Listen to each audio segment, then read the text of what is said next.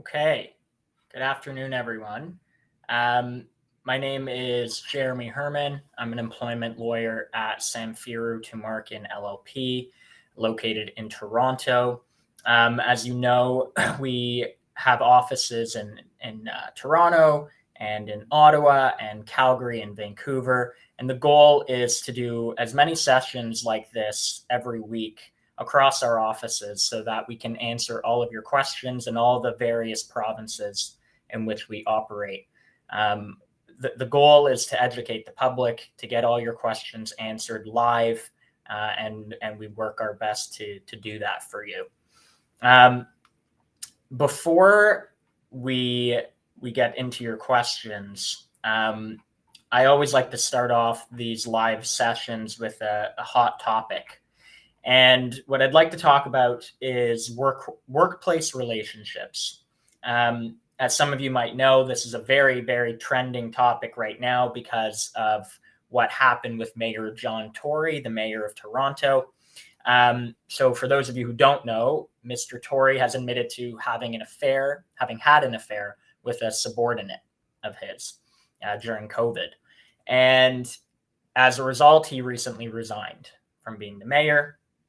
And my goal here is not to judge Mr. Tory or to address the issue of having an affair once someone is married. That's not the goal. I want to focus on what the law says about this issue.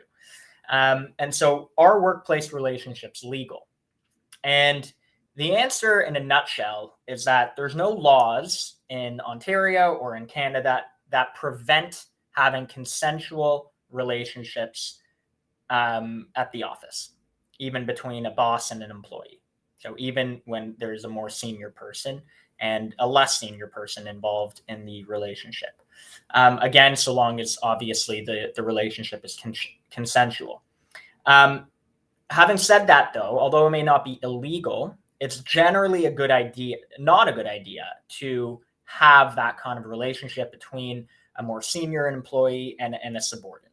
And because there's an inherent power imbalance between those two employees.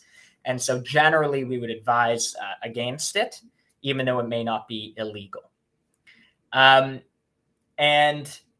this happens all the time. So it's important to understand what the law says about these issues. And it leads me to my next point, which is that can your employer terminate you for cause for having engaged in a consensual workplace relationship? And the answer is likely not. So your employer can likely not say that we're going to terminate you without severance pay if you engage in one of these workplace relationships with a colleague. It will depend, though, a little bit on the industry, the type of work that you're doing, the workplace setting, the office setting. And also it will depend on whether there's a policy that discusses workplace relationships. And it could be that your employer will say, well, we're terminating you for cause without severance because you have breached a policy that you agreed to when you became an employee of the company, which says that you can't engage in these types of relationships, or that there are limits and restrictions on the relationship in the workplace. So generally speaking, you should note that you cannot be terminated for cause for this issue. Certain circumstances could change that. So it's always helpful to contact us. You can reach us at help@employmentlawyer.ca. You can email us at that address, and you can always find more information. We have tons of information on our website at employmentlawyer.ca, and there's a lot on this specific topic as well as many others. So that's the topic I want to start off with today: workplace relationships. And now I'll jump into some questions that we have. So I have a question from Stephen on Facebook. And Stephen says, can you be forced to work overtime hours? I'm worried about refusing and losing my job. So generally speaking, it depends also on whether you are, I should note, whether you're working in the provincial or the federal context. There are different laws with respect to overtime, whether you're working for a federal a federally regulated employer or a provincially regulated. But typically overtime can be worked.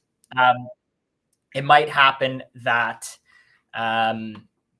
that there are certain very busy seasons or periods of time where it's more common to work overtime. Of course, you have to get paid for that. Typically, it's 1.5, at least in the provincial setting. So 1.5 times your regular rate. And if you refuse it, it is possible that you can argue that there has been a reprisal. So, well, reprisal, generally speaking, is where you have suffered some sort of recourse from your employer. It could be a termination, it could be a suspension, some sort of punishment in a nutshell, for having refused something. So it's possible there could be a reprisal in this situation, Stephen.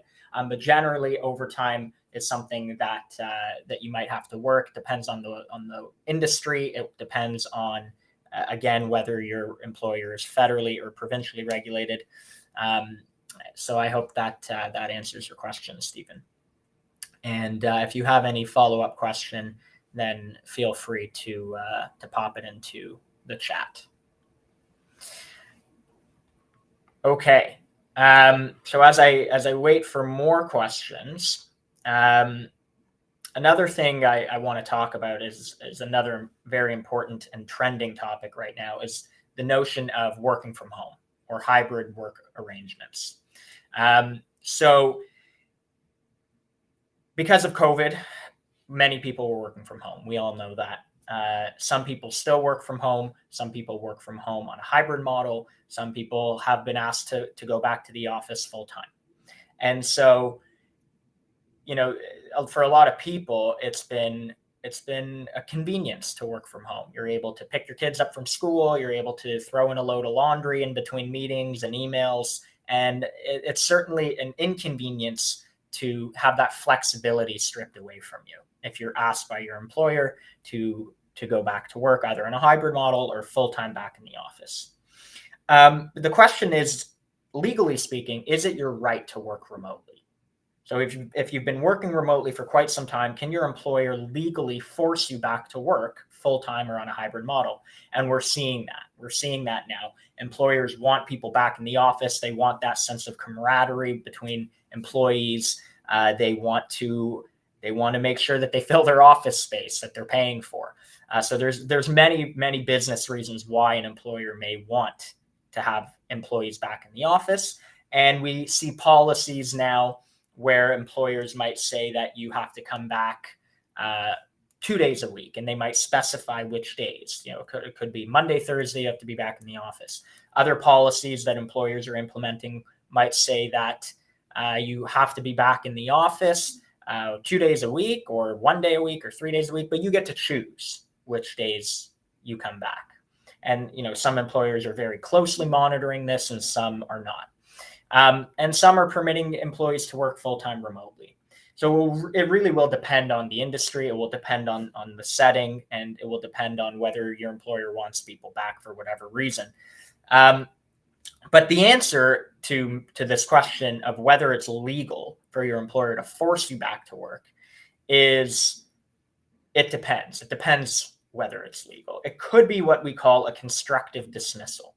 So if, let's say, before COVID, we have an employee who always worked remotely, and COVID was not a unique situation for them in terms of in terms of having to work remotely, because they already did work remotely for quite some time before the pandemic.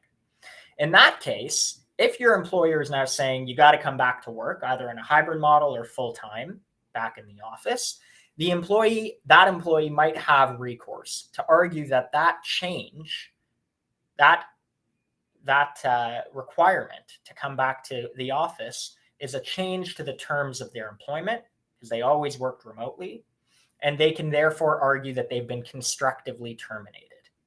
And as a result, they can get full severance pay, which could be as much as 24 months of pay. And on the other hand, if we have an employee who always worked in the office, COVID was unique in that they had to work for safety reasons. They had to work part-time from home or full-time from home. And now they're being asked to come back, either on a hybrid model back in the office or full-time back in the office. That's different. That your employer likely can do, and it's not a constructive dismissal of your employment. Why? Because COVID was a unique situation. If not for COVID, you probably would have always worked in the office. So in that case, you can't argue, or it'd be more difficult to prove that you have been constructively terminated because COVID was unique for you. So again, this is very relevant to many people. So many people right now are being asked to come back to the office. And so if you're facing this kind of situation, please contact us. You can learn more about this at employmentlawyer.ca, and you can contact us directly at help@employmentlawyer.ca. And hopefully we can answer your questions for you about your particular circumstances, because each case is different. Okay, so with that said, let me answer more questions here. So we have a question from Taylor on YouTube. So Taylor says, I work in a restaurant part-time, but my hours have been reduced drastically in the last few months. Do I have to accept this as I am part-time? So the question is no, Taylor. And it's funny that you bring that up now after I just spoke about what a constructive dismissal is, because Taylor, you might be facing that exact situation. You might be facing a constructive dismissal. If you work a certain amount of hours and you're promised a certain amount of hours, even if they're part-time hours, but if it's always been that you work, for example, 20 hours per week, and there's no policy that says your hours could change, and you expect as normal that you would work those 20 hours per week, then you could argue that having your hours cut is a constructive dismissal of your employment. It's a substantial change to the terms of your employment, right? You expect to work certain hours. That's a term of your employment, the hours that you work, and that's been substantially changed, right, by being reduced drastically, like you put. So you don't have to accept that. You can resign, but you have to state to your employer that you've been constructively terminated. We always help people in that kind of situation. In fact, I just spoke to someone about an hour ago who's in a very similar situation where they want to go about resigning and are alleging that they've been constructively dismissed, and they need my help in terms of how to do that. There is a specific way to do it. You have to make sure you do it properly in writing to your employer. So we're happy to help you, Taylor, in that kind of situation. And again, it will depend on what your employment contract says if you have one. Some contracts do not speak about hours being changed, and some do. If your contract does speak about it, you might have a more difficult time arguing that you've been constructively terminated. But if your contract says nothing about your employer being able to change the hours that you work, and you expect to work the normal part-time hours that you do, then yes, you certainly could have a constructive dismissal argument. So Taylor, I hope that answers your question. And again, if you have a follow-up, please pop it into the chat and I'll answer it. I have another question from a struggling hustler on YouTube. And they ask, I'm seeing more and more job listings online lately that state that they are only hiring people with specific skin colors or ethnicities. I'm curious about that. Are there legal or discrimination issues, consequences, if any? Yes, for sure. That certainly could be discrimination or differential treatment. Your employer certainly cannot terminate you as a result of your ethnicity or skin color or race, or for many other reasons for that matter, your sex, your gender, your sexual orientation. There's a long list of things in the Human Rights Code that say your employer cannot terminate you for these things. It becomes a little bit more difficult when your employer is trying to only hire people of a certain ethnicity or skin color. It's different than termination, but certainly there could be legal issues with that. It will also depend on if it's very explicitly stated. As you said, some job listings actually write that. That could certainly be a legal issue. But often employers don't do that. They might have in mind that they want to hire someone of a certain ethnicity or origin, but they don't actually say that explicitly in a job listing because there could be liability there. Your employer can certainly face legal consequences, or an employer can certainly face legal consequences in that case. So certainly a problem. If you've experienced an issue with that, then please contact us. There could be a wrongful dismissal there, in which case you're owed severance, and there could be a human rights issue certainly as well. So contact us if you've ever faced this kind of situation, or you know anyone who has. Again, at help@employmentlawyer.ca. Now, I want to talk about something now, because I've been talking a lot about severance, and you could get up to 24 months of severance, I noted before. So let's talk about how severance is determined. And so the answer is there's no algorithm. Some people think that you get 1 week per year, 2 weeks, 1 month, 2 months. There's no algorithm to calculate severance. Okay. Really, severance instead is calculated, or determined rather, based on several factors. And those factors are your age, your length of employment, how long you worked for a company, the position you were in, the industry, how much you're earning, and generally speaking, the availability of similar employment opportunities in that job market. So for example, in the tech industry right now, we're seeing mass layoffs. Might be harder to find a job right now in the tech industry, right? Trucking is another industry where we're seeing that there's a huge need for employees and workers. So it depends on the industry, but that is how severance is calculated. Now, I want to bring up our Pocket Employment Lawyer tool. We have a very cool tool that asks you very simple questions. I believe there are 4 questions. And the Pocket Employment Lawyer will tell you then how much severance you might be owed. Right? So they look at all of these factors that I just brought up, and they spit out an amount of months that you might be owed for severance. Okay. And it gives employees a very good idea of how much severance they're owed. People use that if they're terminated. People use our tool even if they haven't been terminated yet, but they just want to check it out. So as you see on the screen, pocketemploymentlawyer.ca, use that tool, use our severance pay calculator, which is part of the Pocket Employment Lawyer tool, to get an idea of what kind of severance you might be looking at. It's very helpful, and many people benefit from it. So I wanted to bring that up. And now I'll jump into another question. So Helen on YouTube says, can I get worker insurance compensation if I prove psychological bullying during employment? How much is the chance to get it? I'm not 100% sure what you mean by worker insurance compensation. I assume you might mean WSIB. So benefits through the WSIB program. If that's the case, then yes, potentially you could get benefits as a result of bullying, but it really will depend on the situation. Some cases, yes, some are no. You, of course, you have to prove that you have experienced some sort of harassment or bullying in your employment.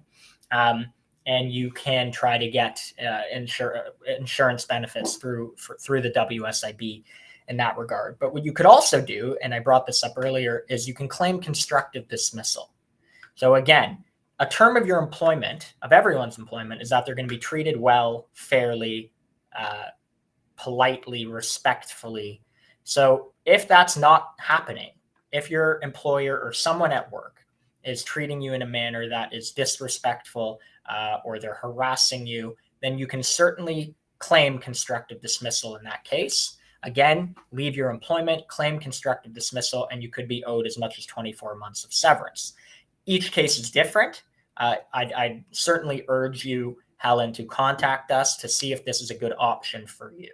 So again, you can contact us at help@employmentlawyer.ca, and we can assess your case and figure out whether the option of WSIB is better for you, whether constructive dismissal is the right route.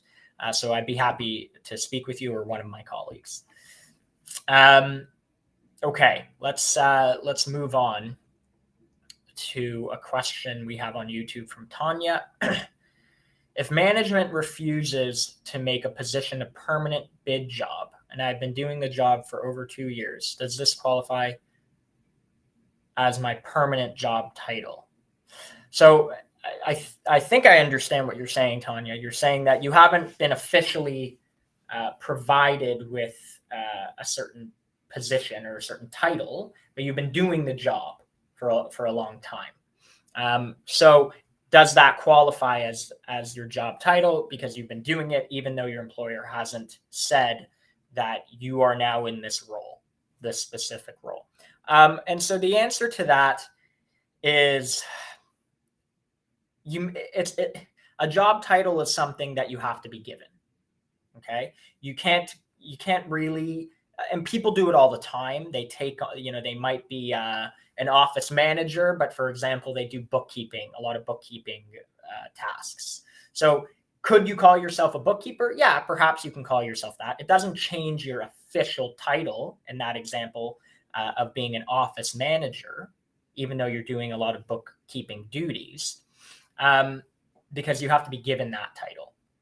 But it's not uncommon for people to use certain titles in a more casual way. And so there's nothing wrong with that, unless your employer specifically tells you not to do that. Then you could run into an issue. But again, this could potentially get into a constructive dismissal case as well. If you have been performing certain duties and then those duties are stripped away from you, that could be a constructive dismissal, a fundamental, substantial change to the terms of your employment, Tanya. But again, it will depend on the exact situation. Each case is very, very different when it comes to a constructive dismissal. So please contact us if you want to talk more about your case. But I hope that answers your question. I see you gave me a thumbs up. So if you have a follow-up, you could post it in the chat. Okay, a lot of good questions today. Let me move on to the next one. Shelly on Facebook says, I was injured at my workplace and had to take some time off as per my doctor's orders. I was given a note from my doctor of what I can't do to give to my boss, but they're not accommodating these needs. What do I do here? Shelly, you certainly could be facing a human rights issue.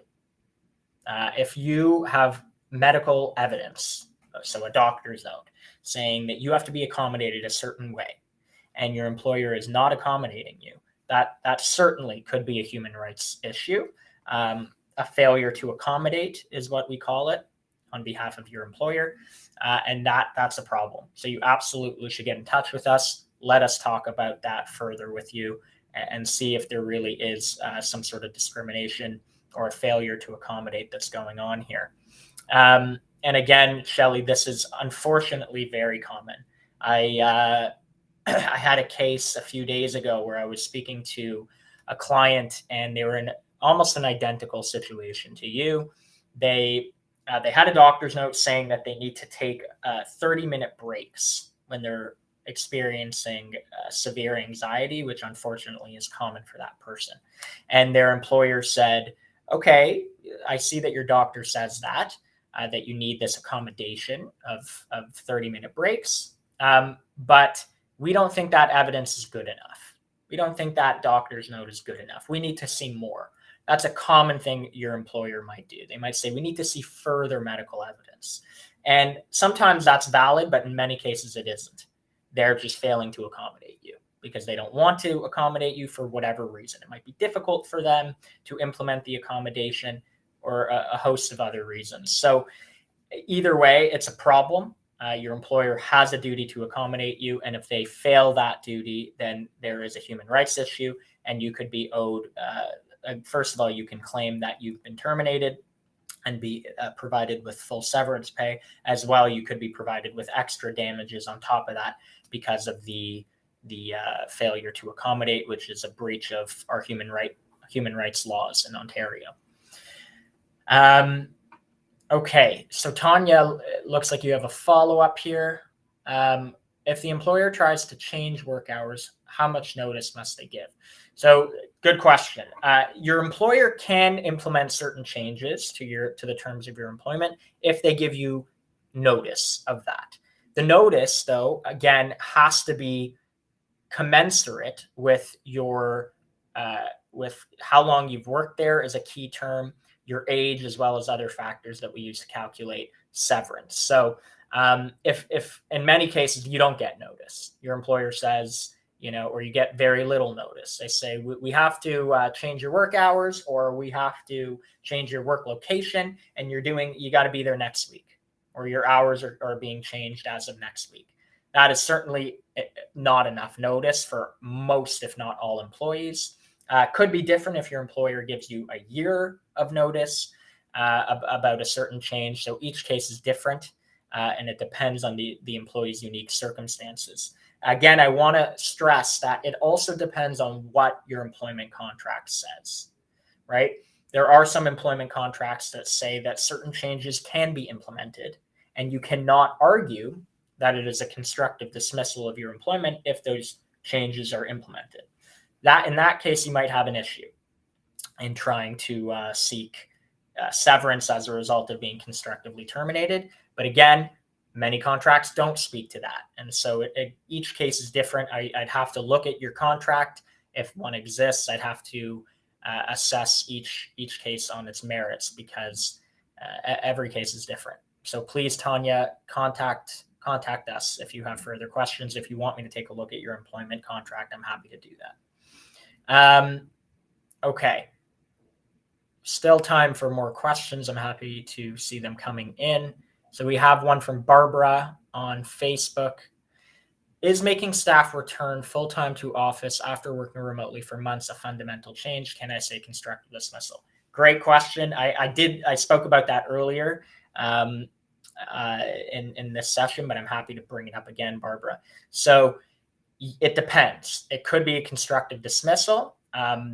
Coming back, being forced back into the office certainly is a fundamental change to the terms of your employment. Where you work is a term of your employment.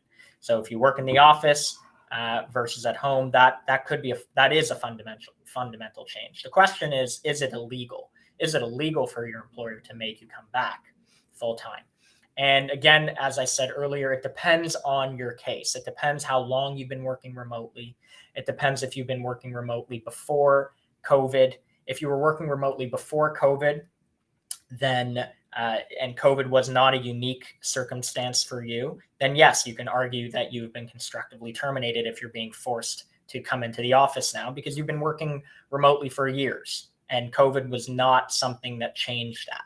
If, however, you only started working remotely during COVID, and now that COVID restrictions have eased up, your employer wants you back at work full-time or part-time, then in that case, you may not have an argument for a constructive dismissal. So it depends on your particular circumstances, which is usually the case. But if you are being constructively dismissed, again, use our Pocket Employment Lawyer tool at pocketemploymentlawyer.ca and see how much severance you could be owed. Okay. So looks like, Tanya, you have a follow-up. Let me see if I can get to it. After receiving a doctor's note regarding accommodation and the employer starts harassing, what steps could be done if the doctor's note is being ignored? So Tanya, you can certainly argue you've been constructively terminated, and you can seek human rights damages as a result of that. I spoke about that earlier. Again, if this is happening to you, Tanya, make sure you contact us. And we can answer your questions. And again, we do these sessions all the time. You can learn more about your rights at employmentlawyer.ca, and you can join our next live session, which I believe is happening tomorrow at 10:30 Pacific time with my colleague Dan. So join that session and get your questions answered. So I hope today has been helpful. I tried to get through as many questions as I could, and I will see you again soon. Take care and have a good rest of the day.